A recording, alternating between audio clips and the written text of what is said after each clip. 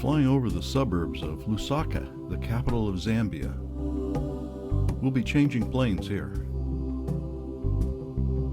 And soon we're on our way to Mufwi in Zambia's eastern province. We're headed to South Luangwa National Park.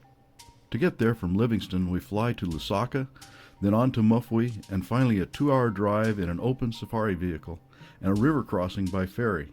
And oh, by the way, the road trip's in the dark. We get to Puku Ridge just in time for dinner. After a very nice meal, we're shown to our tents. I think this will be just fine for 3 nights.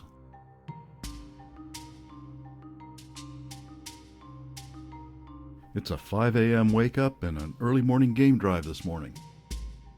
The Luangwa Valley is a world-renowned wildlife haven.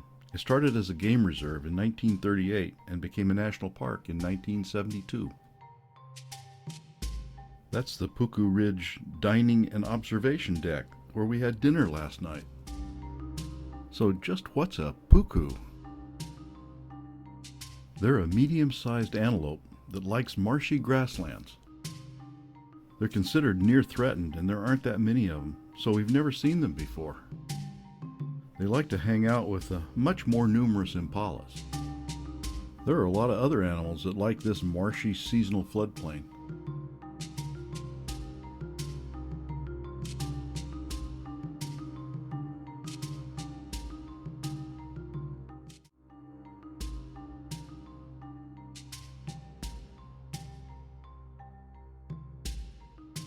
By the river, it's a favorite spot for grazers.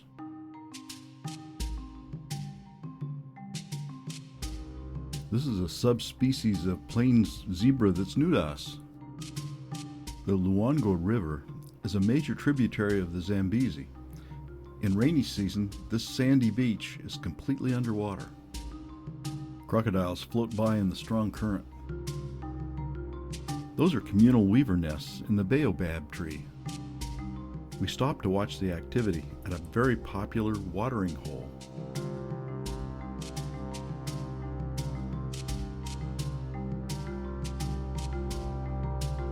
Elias spots a hyena under a tree, very intent on something.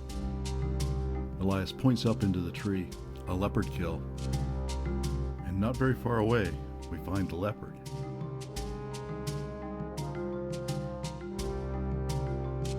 She gets up and heads toward the tree.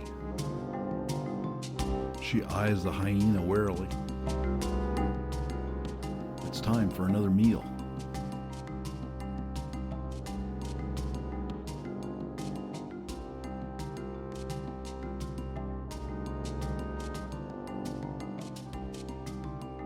After lunch, it's time for a bath.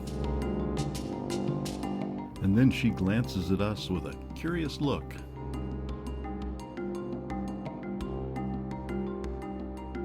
She climbs down the tree past the hyena. The hyena can't climb the tree, so the kill is safe. This giraffe subspecies lives only in the South Luangwa Valley, and there are only about 1,500 of them today. We stopped to watch elephants in the Nile cabbage.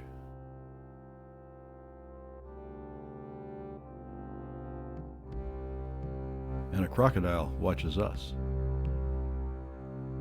Then back to camp for lunch and a little downtime.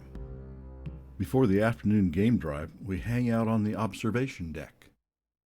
There are impala and zebra on the floodplain, and a family of hornbills.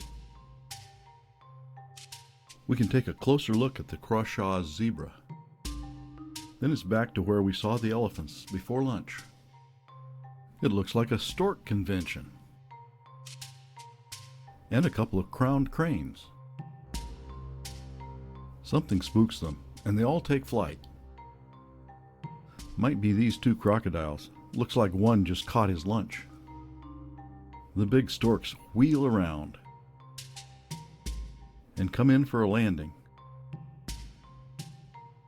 ready to get back to the business of finding their lunch. At another watering hole, we find buffalo and giraffe.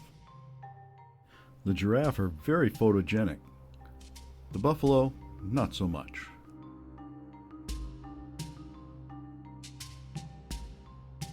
Thornicroft giraffe has a distinctive coat pattern.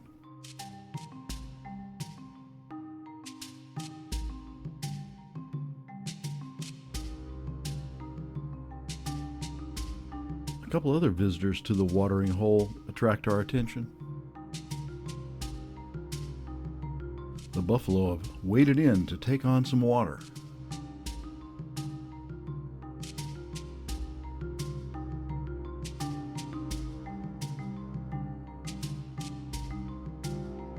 Not to be outdone, the giraffe walk over to have their picture taken. As the light fades, we stop to check on the leopard and her kill. The hyena is still waiting, and the leopard is asleep in the tree. We toast the day with South African red wine and watch the sun disappear behind the trees. Elias gets out his spotlight and we go looking for the night creatures.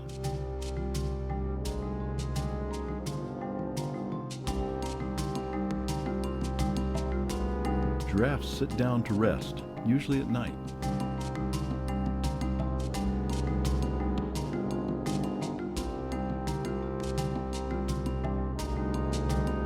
These porcupine, the world's largest, weren't interested in smiling for the camera. They just showed us their business end.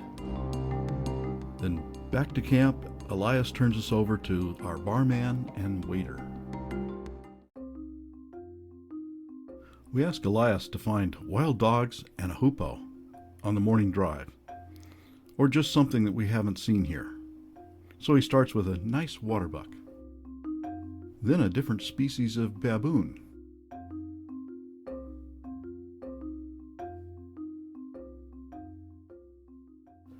What's an elephant to do if they have an itch?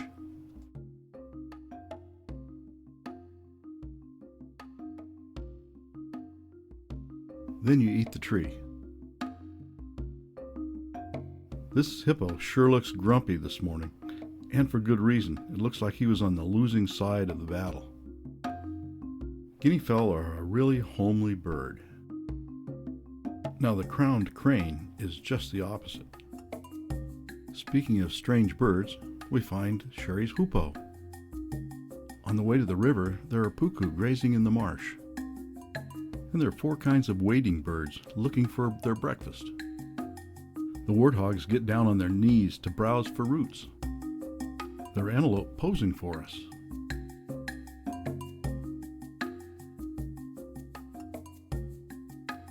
At the riverbank, there are more birds.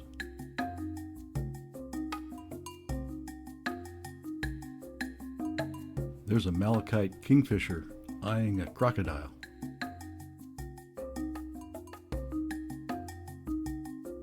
This unusually large bumblebee would be a tasty snack for that bee eater. We stop to watch a hippo graze, and Elias gets a leopard report on the radio. It's 2 leopard cubs in a tree. They must be waiting for their mother to come back.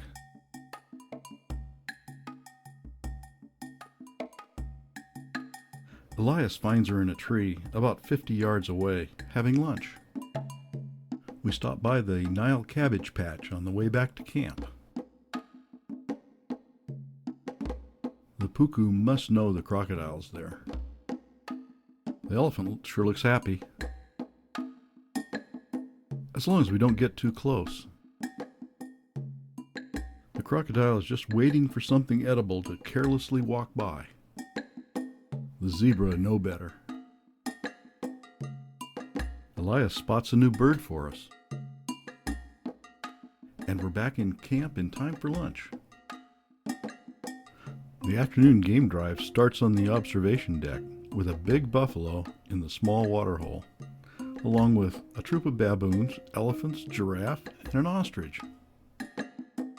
Then we're off to a new area in search of wild dogs. We find another new bird for our list. The seeds of this fan palm can be carved and are called vegetable ivory. The golden hour provides some great light. These kudu calves are really curious.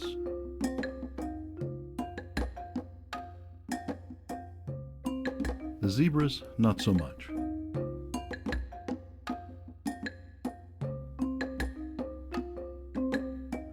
enjoy our red wine sundowners as the sun slips behind the hills. Then out comes the spotlight, and it's time for the night drive. This owl made this day. It's really rare and hard to find. This morning is our last game drive, and we have a lot of questions for Elias, like, is a sausage tree fruit edible? And how does a giraffe drink? And where do bee eaters nest? How much does an elephant eat? 300 pounds a day. And why are baby zebras so cute?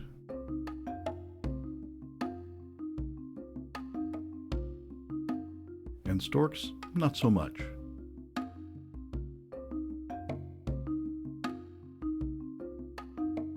And then there they are, a pack of wild dogs.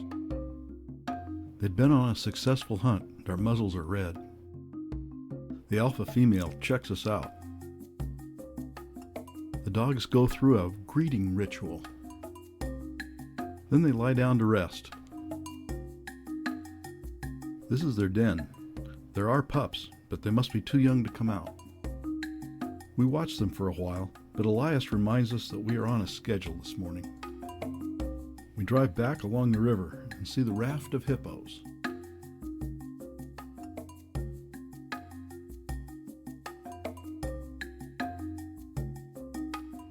Then back to camp to collect our bags and to say goodbye to the wonderful staff. We have to be ferried across the river. It was dark when we did this before, which was probably a good thing. Why are they stopping in the middle of the river? I guess we have to drive out to the ferry. I trust Elias.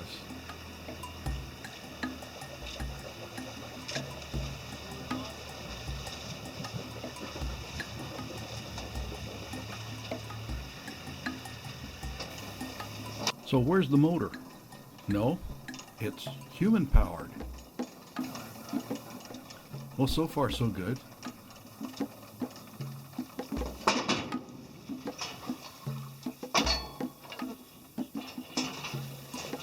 Now if we can make it up the steep bank, we have it made.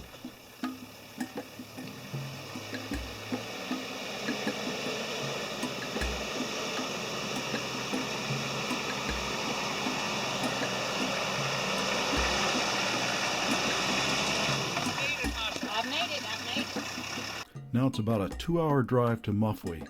This time we can see how people live along the way.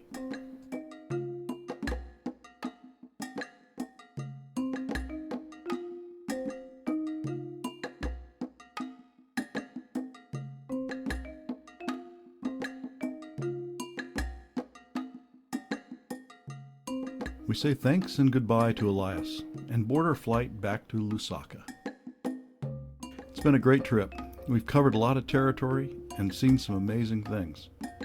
But it's time for it to come to an end. From Lusaka, we fly back home via Amsterdam. And a very special thanks to Wolfgang Kahler for making this trip happen.